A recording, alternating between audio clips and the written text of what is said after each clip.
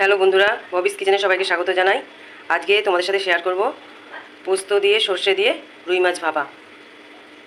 তার জন্য আমি 4 পিস মাছ নিয়ে নিয়েছি, আর এদিকে 2 চামচ কালো সর্ষে, 2 চামচ সাদা সর্ষে, আর 2 চামচ পোস্ত, আর 4টে কাজু বাদাম, আর 2টো কাঁচা লঙ্কা। এটা পেস্ট করে নেব। সামান্য লবণ দিলাম,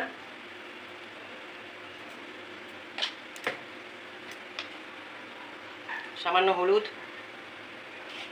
আর এই পেস্টটা দিয়ে দেবো।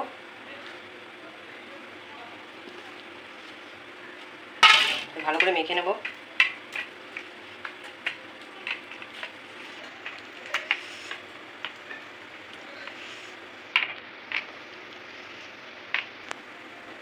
এবার এই টিফিন বক্সটায়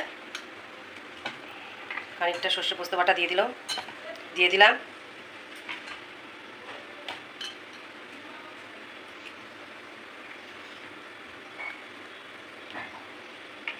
এবার উপর দিয়ে পেস্টগুলি ঢেলে দিলাম।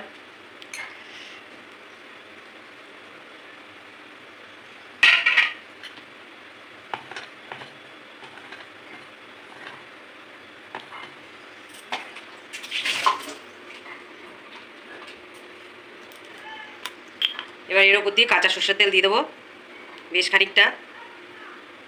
এবার 4টে গোটা দিয়ে দিলাম। এবার টিফিন বক্সটা আটকে দিলাম। একটা কড়াইতে জল গরম বসিয়ে দিয়েছি, তার উপর একটা স্ট্যান্ড দিয়ে দিয়েছি খালি। এবার টিফিন বক্সটা বসিয়ে দেবো।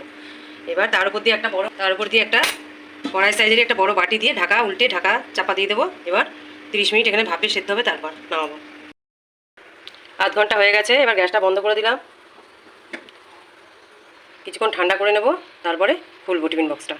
ততক্ষণ পর্যন্ত থাকুক। ফেলেছি, দেখুন কি দারুণ তৈরি হয়েছে সর্ষে পোস্ত বাটা দিয়ে রুই মাছের ভাপা।